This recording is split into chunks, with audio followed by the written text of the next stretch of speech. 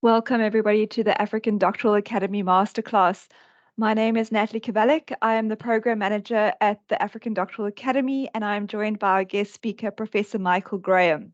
Professor Graham is an astute academic and consultant. He is currently a professor at the Business School and the Vice Dean of Research, Postgraduate Affairs and Internationalization at the Faculty of Economics and Management Science at Stellenbosch University.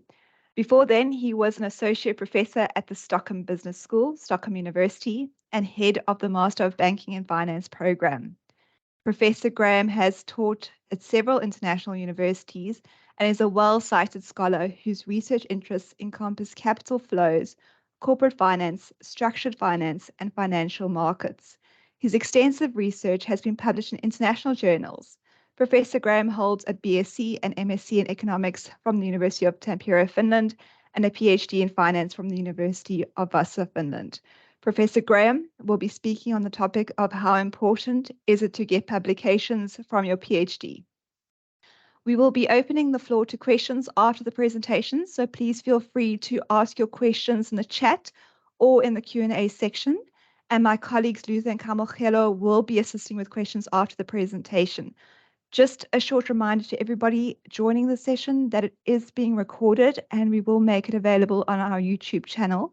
The links can also be found on the ADA website. So welcome, and I will now hand over the platform to Professor Graham.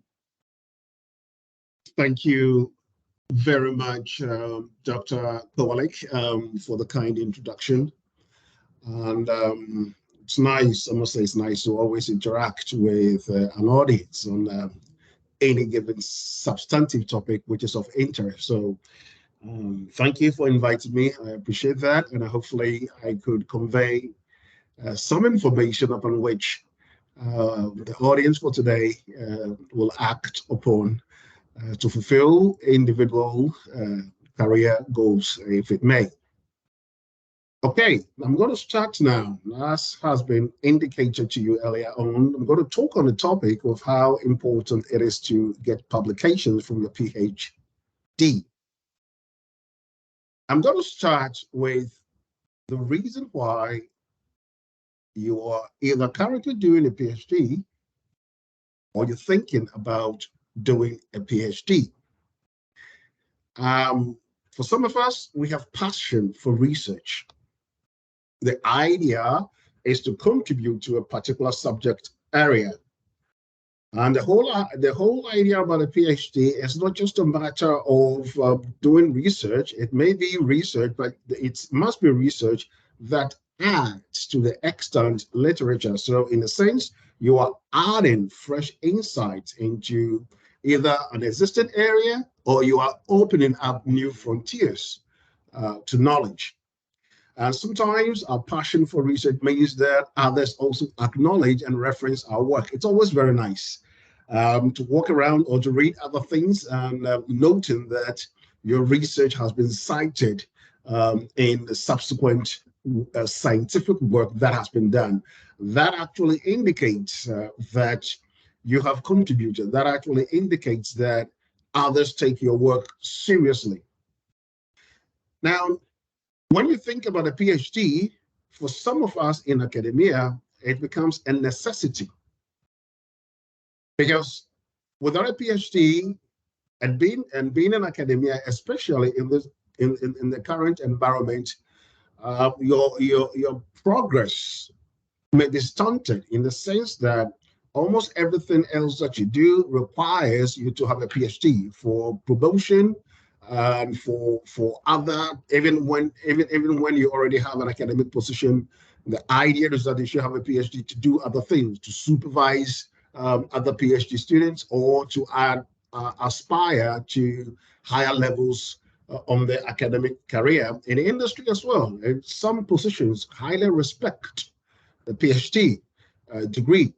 You don't really need a PhD to work in industry, but in some portfolios in industry, having a PhD really boosts your career. In the banking industry as well, as an example, you find that a lot of people in the back offices have PhDs in areas ranging from physics through finance, mathematics, to other areas. So we can understand that for some of us, it's a passion for research. For others, it's a matter of boosting our academic career. And yet, for a third group of people, we can talk about developing expertise in a subject area. You want to improve yourself. You want to challenge existing knowledge. So it's an option to do a PhD if you already do not have one. Sometimes you also need to demonstrate in deep intellectual potential. I did not say that to demonstrate intellectual capacity. I talked about potential, because doing a PhD sends signals to others. You may be very well versed in a particular area, but without a PhD, sometimes people don't look at you in the same way as if you had completed a PhD. So it becomes absolutely necessary. So we have these three reasons. I must say that the reasons I'm providing here are not exhaustive. We have hundreds of people listening in on this masterclass at this particular moment. It may be that for for a significant number, we fall in any one of these three reasons for doing a PhD, but for a number of others, they don't fall here. So I'm not saying that these three are by any means exhaustive, but whatever the reason, for those of you who are doing it now, and for those of you who already have it, you know that it's an incredibly challenging journey. It drains you emotionally, financially, it drains you as well, and physically, it tires you. Sometimes it destroys relationships, intimate relationships that you have. So there has to be a very good reason for doing it if it does all of these things to us. And the three reasons, among others, that I've provided, obviously are good in themselves to complete a PhD. So we have our individual desires, we have our individual ambitions, but the question still remains, is it still worth it? I'm still on the topic of trying to do it. Why do a PhD? I think it is a good thing, because if you have to think about the knowledge economy, PhD is not about rehashing what's contained in the existing literature. It is mainly about adding, contributing to the existing literature. So there's always fresh knowledge. A lot of important information has come about as a result of studies that have been launched on the PhD level. In my own area, we always talk about young people in international economics who came up with important insight, the Leontief paradox and other things, which were issues that came out as a result of a PhD study somewhere here. So it's about fresh knowledge. It's about discovering new things and keeping new skills. We do understand that the knowledge economy as well, it may be that there is a body of knowledge that uses perhaps one or two methodologies which may be limited, right? So coming up with new skills to investigate perhaps even the same idea, if indeed what you are implementing, right, adds new insights, then it's a fantastic thing, right? So the PhD, once again, discover, explore, and it's meant for those who seek deeper knowledge. We don't do shallow. We all know that. Those who have it, we know. Those who are doing it, even the beginning, at the stage when you need to prepare your PhD thesis proposal, you look at the amount of work that that went into the preparation, the effort that went into it. So you understand when we talk about the depth of seeking the greater depth of knowledge in specific areas. We do understand that. And another one is to develop transferable skills. employers value those skills. Think in terms of what you have done to date. You need to be a team player. Yes, you walk in a very lonely journey whereby you do all the reading, but you need to present, you need to listen to other people, you need to work with other people, your supervisors, perhaps your mates, to be able to communicate. There are a number of things in there that you can transfer to various employers. Your analytical mind, the ability to persevere, to work within limited time period. And again, employers value these things. It's not just a matter of your degree. That paper you will carry or you are carrying sends a lot of signals in terms of some competencies. Some of them are silent. We don't talk about it, but we expect you to have it. So that is the reason why sometimes you and I or other people may be a little bit surprised when you make certain statements as a PhD holder, because the expectation is that you process information in a scientific way that allows for you to come up with communicable outcomes, which, of course, can be understood by a larger number of people. So again, it is worth it. It is worth it from where I sit, because of this particular reason. There is also this idea of also doing a PhD, gaining greater insights into something, to be a disruptor. I mean, you try to innovate, you try to develop new theories, you try to instigate, you try to do so many different things. So more or less, you're poking people, and you're poking them in the right way. All right, you're fomenting creativity in others by what you say, by what you do. You know, sometimes we cannot even value what we do in the current time period. And a very good example here relates to what has happened to the candidates who were awarded the Nobel Prize for Chemistry this year, 2023. The work that they did was there. Those in the chemistry area did not even know it was applicable to this particular pandemic. But it's because of the work that it did that enabled the vaccines to be developed in such on such an accelerated pace. So you don't really. We can talk about the knowledge, joining the knowledge economy. We can talk about developing transferable skills, but there are other areas, right?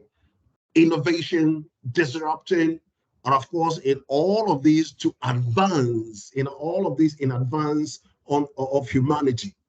That is also worth the while in my books.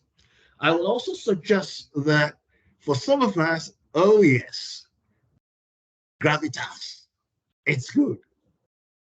PhD, it signals quality, it signals preparation. So when I talk about Dr. Kowalik, I know that this is somebody who is baked. This is somebody who is of substance, somebody who signals quality to me.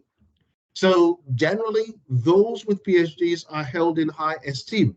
I'm not talking about a PhD that are bought from the internet. I'm talking about PhDs that involves work that you are doing yourself.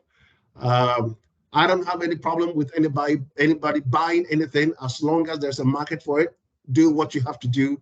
But I'm talking about PhDs that add to the advancement of humanity. The knowledge that you are developing. That is the reason why it has gravitas. Right? That's the reason why it gives you a particular standing in society. Your ability to think and think deep, to be creative, be confident in what you're doing, because the process elicits that you gain knowledge, you gain understanding, you gain confidence in the scientific process through which you travel. So, in my opinion, apart from having reasons to do a PhD, we can also say that this is actually worth it. It is a great thing to do. Now to the question, the PhD thesis. What do we do?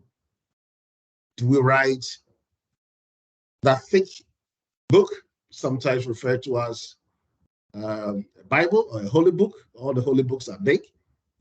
Or do we go the other way in terms of completing a PhD by papers, academic papers, or by publications?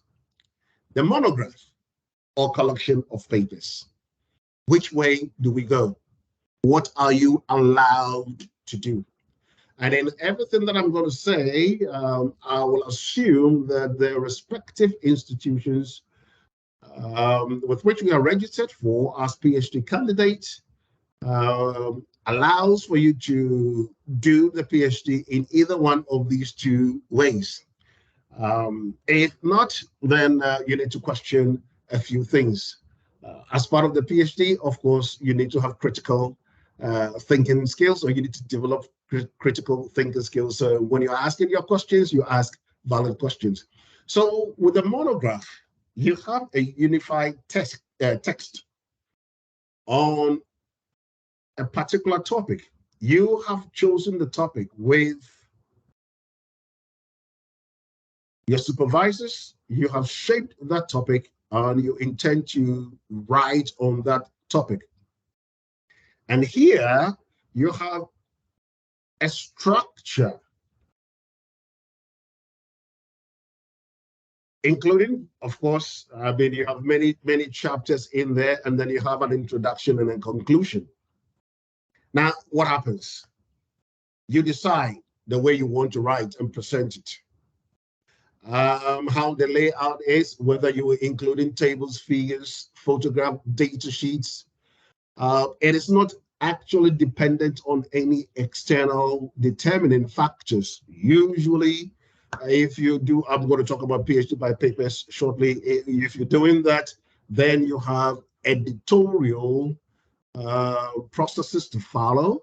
So in that context, you need to follow particular protocols, so to speak. But here, you are free to do what you want with the guidance of your supervisor or supervisors.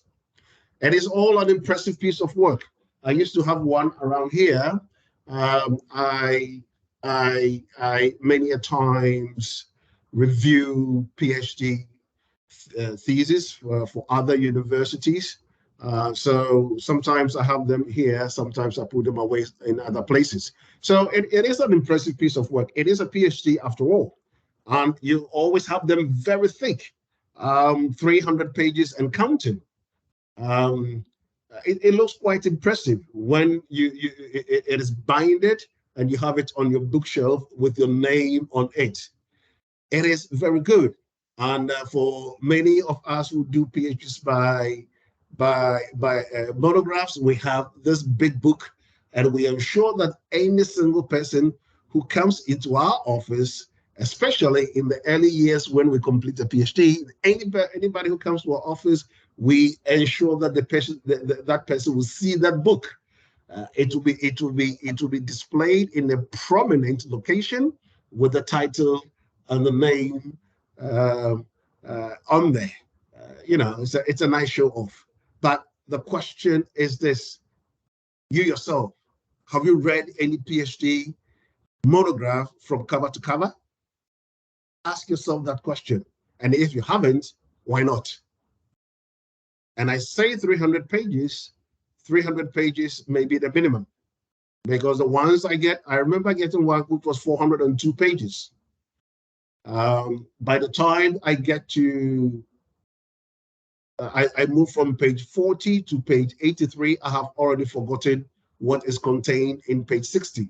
And you find yourself going back all the time to check something the PhD candidate is talking about. So it's a challenge. It's a real challenge. It's a real challenge reading through such work. And again, in completing the PhD, look at it carefully.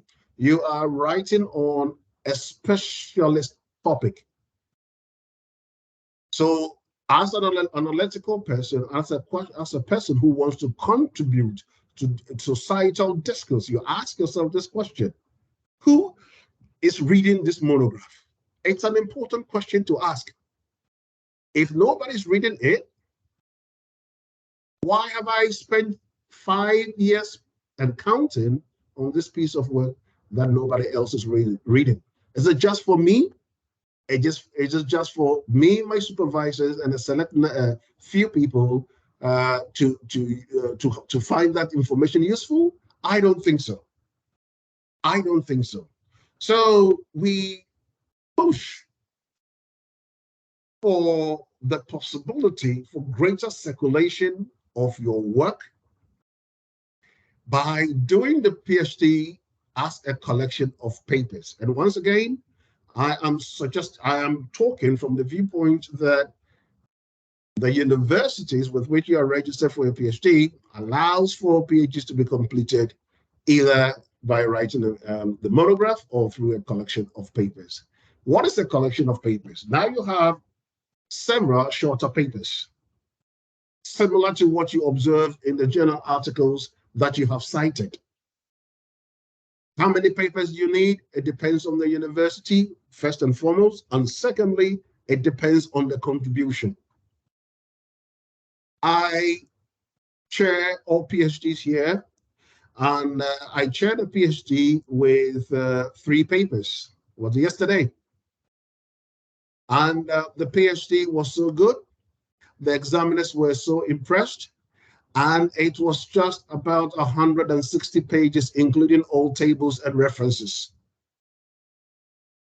Including all tables and references, 3 empirical papers or chapters. So if the contribution is not that big, it may require for you to write an additional paper or 2 to ensure that you have enough contribution for you to be considered as a viable PhD candidate. And it takes less time to read than a monograph. You can take one of the empirical papers and read it cover to cover in a matter of a couple of hours. Because, of course, this is not a storybook. It is an academic work. So usually when we read any type of journal article, as an example, we take our time. So within a couple of hours, you should be able to read one paper in my field. And when you are submitting, you have a summary of how the papers are interrelated. We call that the golden thread. So you have, say, 3 or 4 papers. You have an introduction, which of course details how these 3 papers are related. There has to be that golden thread.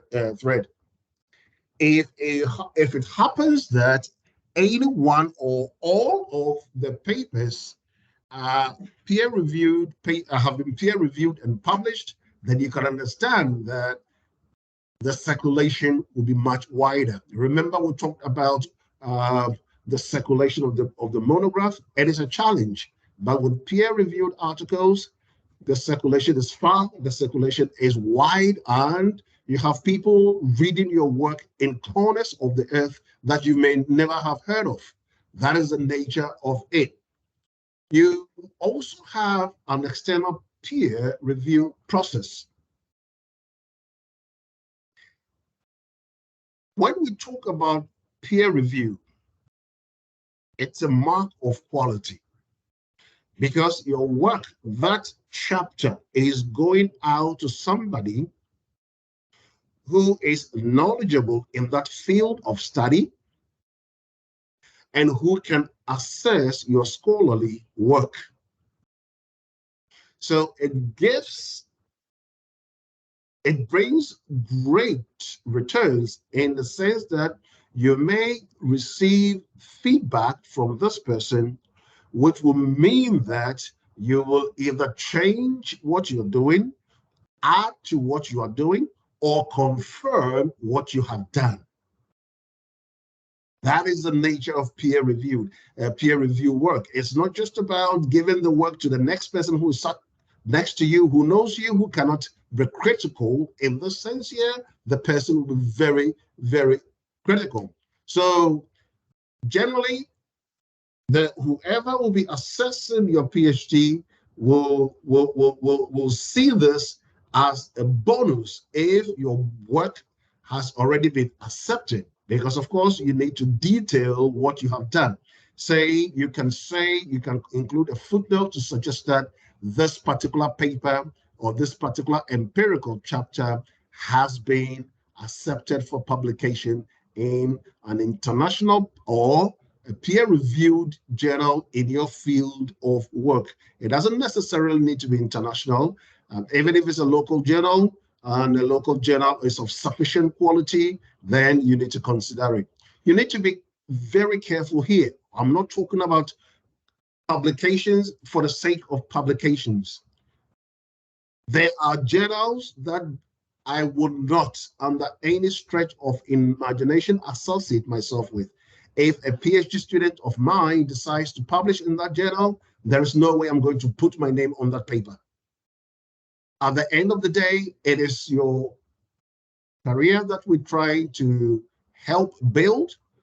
I'm not in it for any other reason than to ensure that you've done your best work.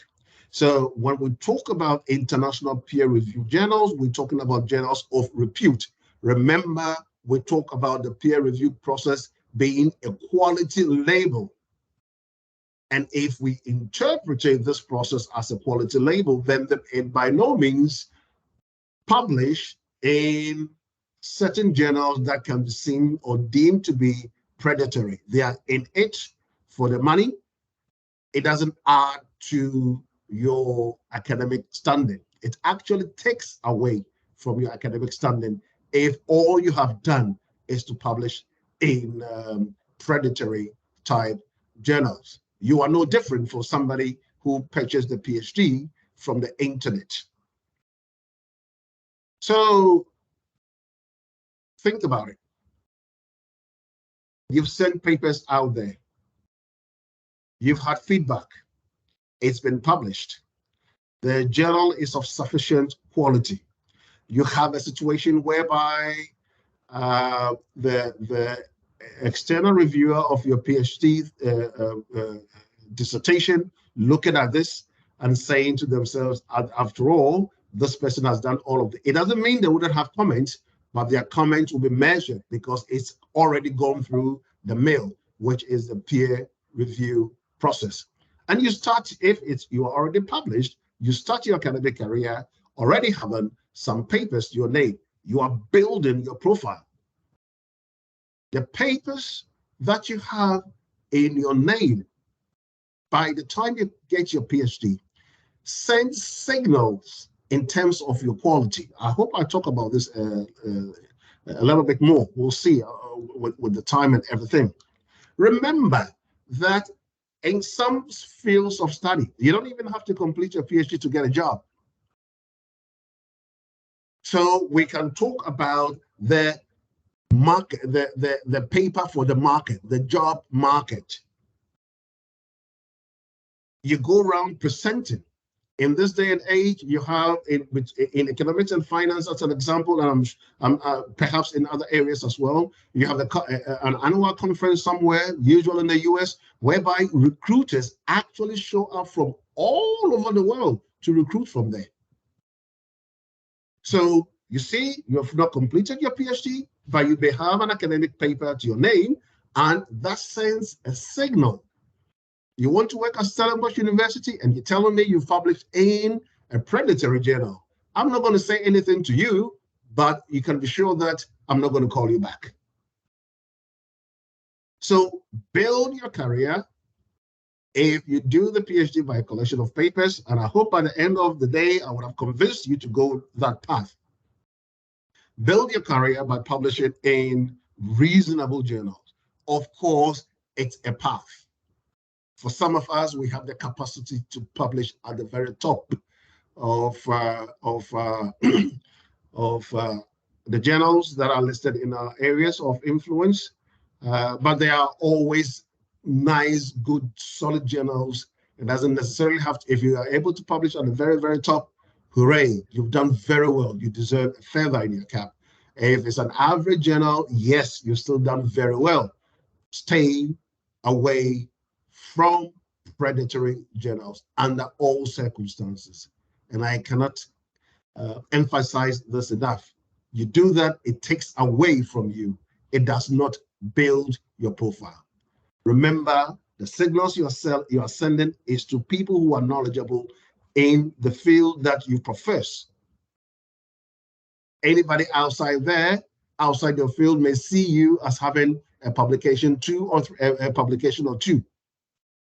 But those who are knowledgeable, who may hire you, will not hire you because you've chosen the easy route and you're publishing in predatory journals. So think about this.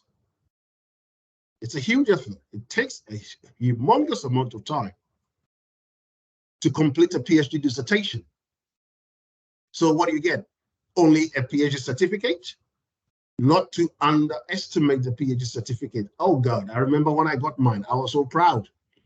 I was reading the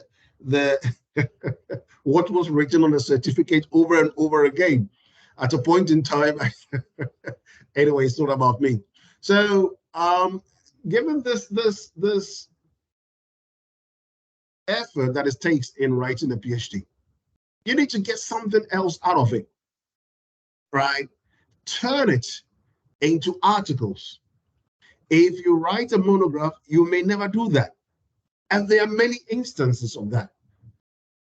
People who have done fantastic work in a monograph. It's sat there in the library. Nobody knows about it. And that is sad. Because the work that you have done to earn a PhD by itself suggests that you've added to the literature, you've added to the body of knowledge, you've added something to scientific thinking. So why keep it in the monograph? It is important to put yourself out there. So breaking your PhD thesis into smaller chunks enable you to complete it much quickly. And of course, for your examiners also to follow the logic that is contained in that work. Once again, you can submit your papers, get valuable feedback, and that is supplementary to the feedback you always get from your supervisors. So the feedback from other experts, in addition to your supervisors and perhaps conference attendance, enables you to complete this PhD. Sometimes a PhD is submitted, and the report we get is that no corrections. Yesterday, I got one PhD as such. No corrections. A PhD that was testing the purchasing, the law of one price, purchasing power parity in international finance or economics, using Apple products. No corrections. And we had 3 examiners. Sign of quality. So you can also use the publications to get a job, a new job, or promotions. And again, I think in terms of what I stated a short while ago, there are times when we go to the job market with publications that we have in the current time period, even though we've not completed our PhD. So you get a conditional appointment. It happens all the time. You get a conditional appointment because the signals that you have sent indicates that you are of sufficient quality and the employers want you. And here, I'm not only talking about universities alone. You can get such appointments from central banks, from consultancies, and from other areas as well, including non-governmental agencies. So you have a tangible source of independent recognition. Think carefully about that. Will this happen if you wrote a monograph? So we are telling, what I'm communicating to you is this: the monograph is great. Yes, it is a beautiful thing, but the information contained in the monograph should not be left on the shelf. It is not enough for you to display the book, as I call it, on your table for others to admire in your office. It is a scientific body of work which you have produced for over a number of years, and it contains some information that you must share. Others are interested in your work. So by breaking it into various chunks, you are able to publish it and allow for the scientific community or the community at large to solve problems using the insights that you have generated. Do not leave it on your desk. So why would you have all of these? Why would you have all of these? Writing a monograph that is hard to follow. You see, when we talk about hard to follow, when you do the work yourself, you know what you have done. Your supervisor knows what you have done. Those who have listened to you enough times, they know what you have done. We're talking about communicating with the wider audience, including the examiners. A literature review of about 80 pages. Do you expect every single reader to remember what you have captured in the literature review when they are on page 122? Of course not. Again, if you think in terms of the section on methodology,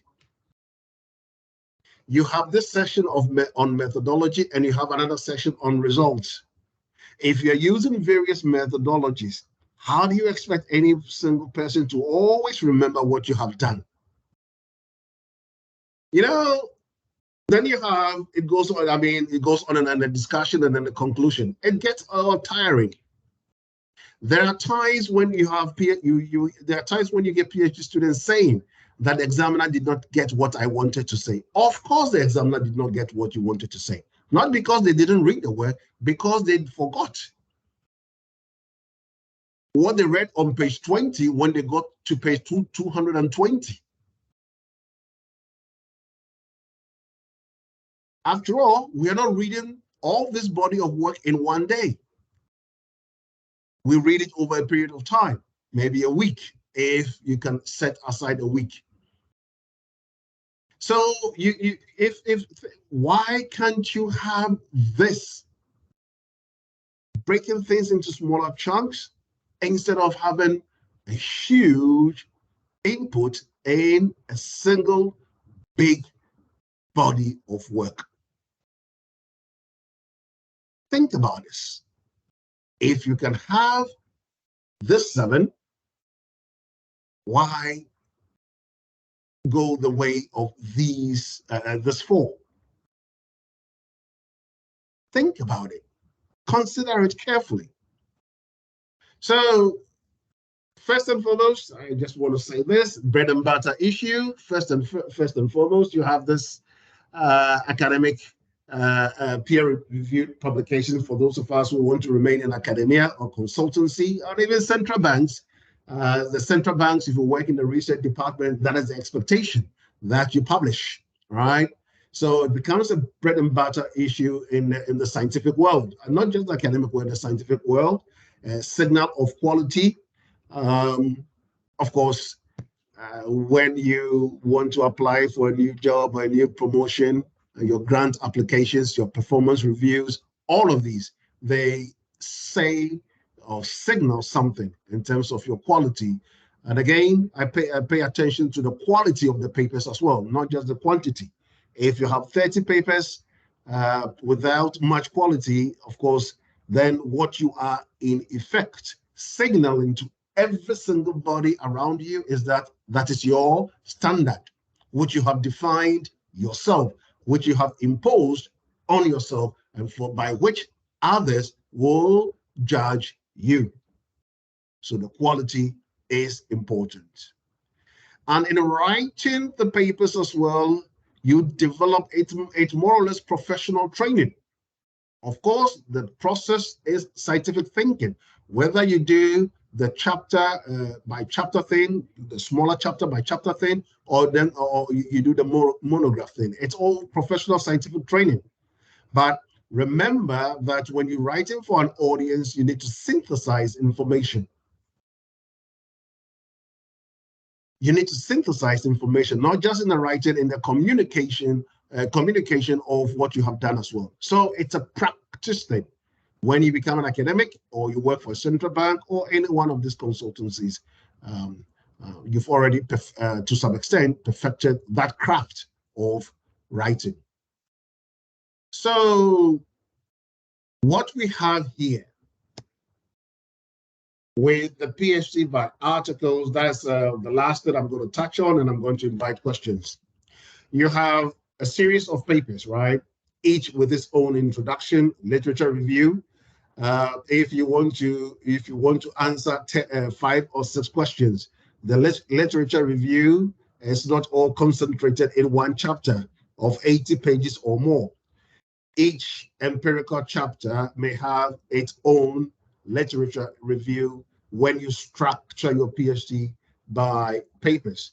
So you have your own lit review, which of course leads directly to the propositions or hypothesis.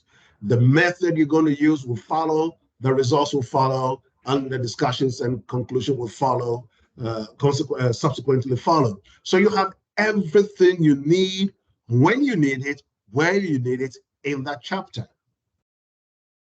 Makes sense to me in terms of convenience.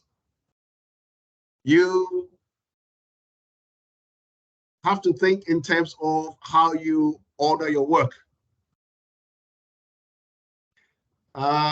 You may need to decide what to do with the data you have collected.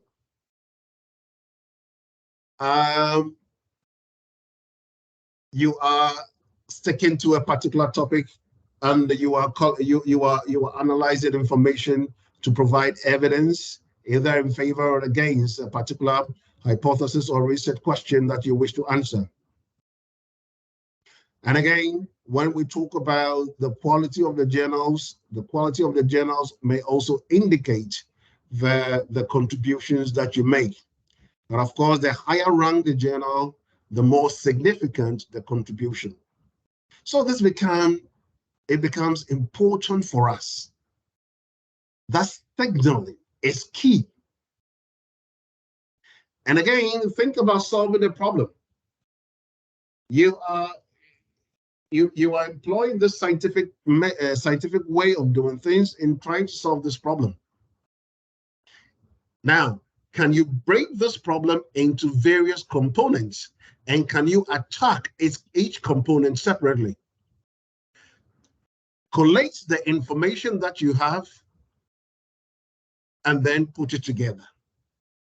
That leads to better outcomes, in my opinion. Leads to better outcome, in my opinion. So you see the research sequence itself, you are jumping. The expectation is that you reach a particular height. The expectation is that you push yourself, you propel yourself forward, and then your landing becomes one for which you'll be recognized for what you have done. Series of chapters, articles, of papers. You need to decide each and every individual chapter, the title and things like that. The overall. So once you have done this here, of course, there has to be an overall discussion, right? Overall discussion leading to which in effect is a synthesis of what you have covered in the chapters. And you need to think in terms of the limitations, the limitations of what you have done. Not just that, the practical implications as well. You need to suggest what the results mean. Yes, the results may be what they are, but what is the economic weight of what you have communicated? How can we use it to solve problems, right? And it's not just a matter of coming up with policies for the future. Sometimes we can solve immediate problems with the results that you generate, not a matter of the future. Now, implications for theory. Of course, like I said to you, there has to be an overview. It's not just about the conclusion. There has to be an overview which gives a background and the details, the golden thread. And all of these, I promise you, may not be equivalent in terms of page numbers to a monograph. If you write a monograph of 300 plus, 300 pages and counting, this may be about half of those. And it's happened over and over and over again. You need to decide, as I said to you, you need to decide on the topic, and each paper will have its own, it's more or less, it's a microcosm. You have many cities within a city, because each empirical chapter or each chapter will have its own hypothesis, the testing, the method, the result, the discussion. It's the end that you need to collate everything together. So again, I need to suggest to you, first and foremost, you have to be very careful in terms of where you publish. It is not just a matter of publishing. Do not be happy with just having your name in the monograph. And do not be happy in having your name on the paper that is published in an area, but that is published by a journal which can be deemed to be predatory. They are predatory, their interest, their case is a business case. It's not a scientific case. They are interested in the page fees, they are interested in the submission fees, and they are less interested in quality. You are a PhD student. Be one. You are a PhD student. Be one. Signal your quality. What you are doing, after all, should be due. And it should be that there are enough journals out there to signal your quality. Be very efficient in terms of what you write. And again, because of the golden thread, it cannot be that the articles or the chapters are very different from each other. That is not the way it is done. And also be careful. If you have already published before you join the PhD program, you cannot bring that publications, you cannot put them together and ask that you be given a PhD. No, that is not done.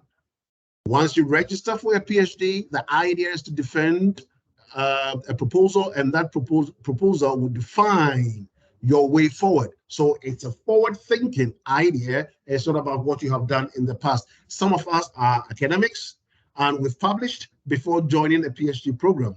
What you've done in the past cannot be put together to be a PhD,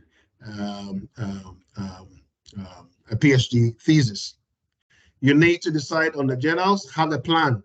What is your plan A, your plan B, and plan C? Sometimes it's a bit difficult to think in terms of plan B and plan C. Why? Because I want my plan A to succeed. And we need to accept that in spite of our best effort, it may be that the work is not good enough to be published in a particular journal. I said good enough. I did not say it is not good. Now, you also need to understand that there are instances whereby the publications, you really suffer before you get it. It gets rejected over and over again. And don't be what's what I'm looking for, discouraged.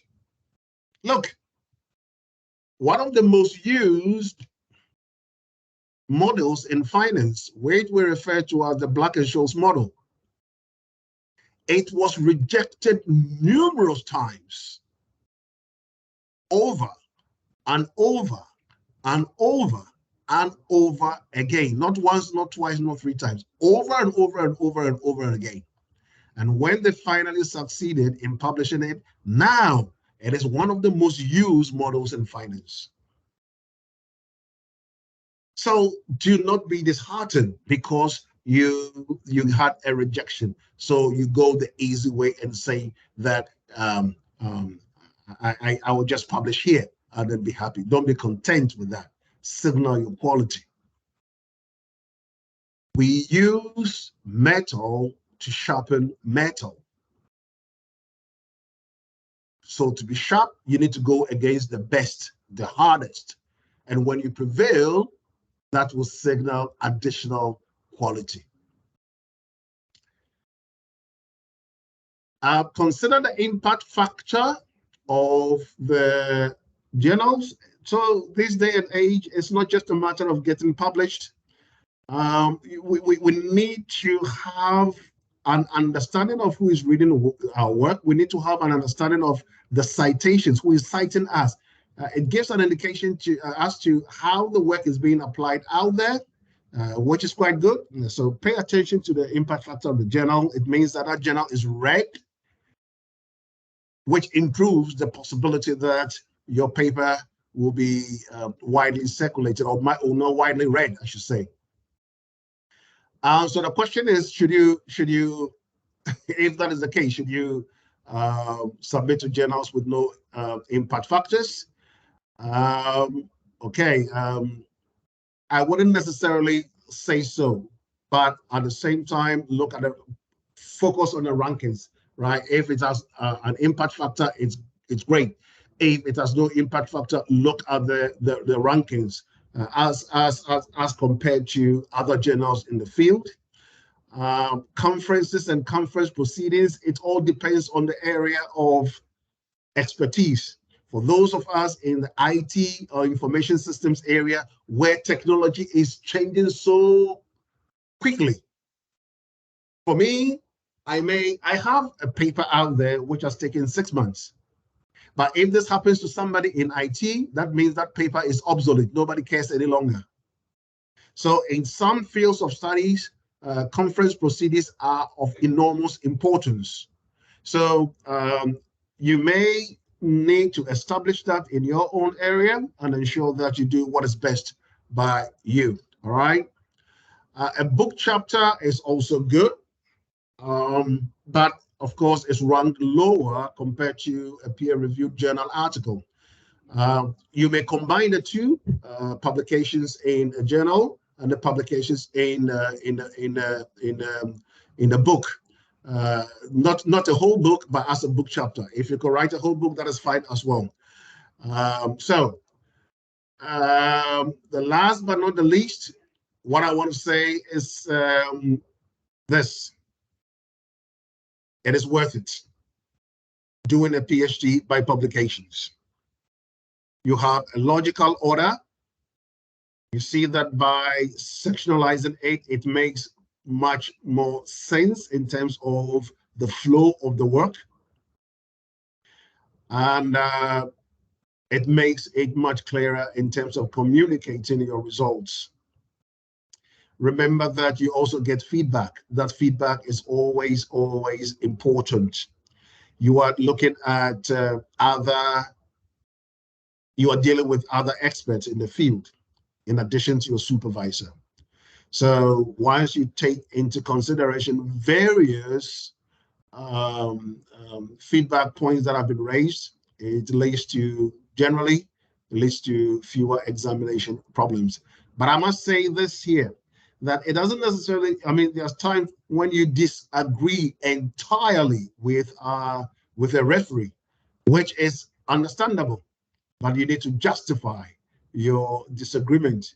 And it's not a fist fight, it's a scientific thinking process fight. So you detail what you believe to be right, and then you hold your own against anybody else. Achievement along the way, of course, when you get publications, is great joy. In our line of work, you publish, after a week, that's it. The party is over. It's about the next work that you need to do, that you need to complete. But it's all good. It's all part of it. I've already touched on the issue of the jobs after your PhD. Sometimes you get jobs before the completion, and it's conditional on you completing your PhD. So the articles that you may have published, that is what sends the signal to those out there. Thank you very much. I just wanted to thank everybody for joining, and also Professor Graham for the very, very insightful presentation. But I see there's a lot of hands clapping and little hearts being shared. So just a big thank you from the African Doctoral Academy for obviously joining for this presentation.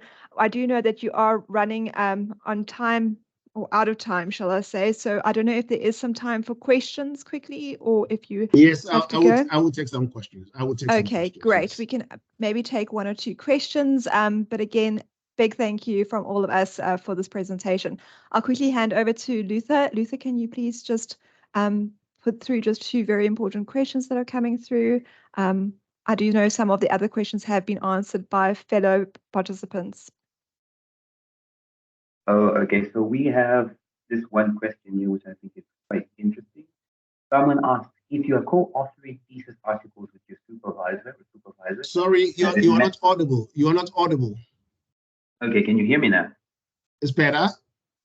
Okay, I'm saying someone in the question function asked, if you are co-authoring thesis articles with your supervisor or supervisors, does it matter who is the first or corresponding author in the face of the examiner? Okay, that is very important. That is a very important question. If you're publishing from your PhD, you should always be the lead author. It's your PhD. Okay, practically, this is the way it works. Outside your PhD, and when you're co-authoring with other people, this is what happens. Usually you go the alphabetical way. So if your name starts with, your surname starts with a Z, you are always the last. But it doesn't really mean that it's bad. But when you publish it from your PhD, it's your PhD. You should be the lead author. Okay, here's another one. Is there a requirement to provide an overarching narrative that ties the publications together? Sorry, I didn't get that. Is there a requirement to do what? Is there a requirement to provide an overarching narrative that ties the publications together? Yes, that is your introduction. So that is the golden thread I was talking about. The golden thread suggests that this body of work is related to a particular field of study. So you cannot have one paper which is very different from the other three papers. No, there is the need for these papers to address concerns, problems, questions, hypotheses in a specific area of work. They don't have to be too dissimilar to each other. No. Okay, and maybe another one. Someone asked, are there any publication challenges you're observing among students with the coming of AI? Yes, the AI obviously comes up with publication. Look, let's get one thing clear. Any technological advancement that aids the scientific process, it's a good thing. I'm talking about aid here. I'm not talking about substituting your own thinking processes to or subcontracting that to a machine. No, you need to be very careful, because sometimes the way we've had that example, the way things are synthesized by AI, it just puts things in ways that doesn't make sense. It makes sense to the computer, but as a reader knowledgeable in that field, I can easily point that out that this doesn't make sense. So be careful. Again, anything that aids our thinking, that aids our work, that aids the scientific processes is a great thing, but it's no substitute for individual effort and thinking. Okay, maybe one last one. Someone asked, what impact factor is regarded good and what is declared as very good and which are not good? The impact factor question, you don't see that as a game. You balance that. You see, the impact factors we are asking, more or less, let me just paraphrase that. You're asking, the circulation of this body of this journal, the circulation, how many people are reading it. You want to know, not just a matter of it, the journal being in all areas, but the downloads, how many people are downloading articles from there. So it says that when you publish in journals with high impact factors, in the scientific problems that we use, the scientific process that we follow to solve problems, the very likelihood that your body of work will be included is high, as opposed to journals with relatively lower impact factors. But it's a fine balance, the impact factor and the ranking of the journal. So we just balance things out. We just do not say this is good and this is bad. It's a fine balance. So you see, we're talking about a scientific process. Even in the scientific process, there is art. So the art part is the balancing act that you need to come up with. One more. Okay, one last one. Someone asked, how does the literature review or the monograph compare to the literature review in the thesis by publication? The monograph has a chapter. So say you have 5 research questions. All your lit review is concentrated in this chapter. And again, it can easily be 80 pages. But for a paper, the lit review is much more limited because you are looking perhaps at only responding to the literature relating to one single research question. So you see, once you read that lit review, it leads directly to that question. And then you move on to the data and the methodology and the scientific process that you follow to analyze the data, which aids with the flow.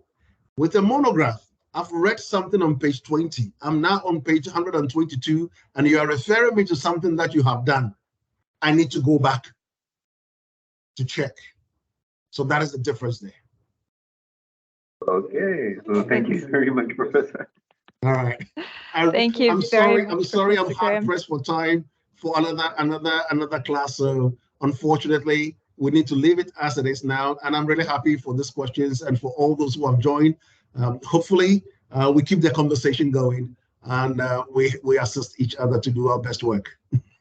Excellent. Thank you so much, Professor Graham. We appreciate it hugely from the African Doctoral Academy. And also many of the delegates have also thanked you personally to obviously join us today.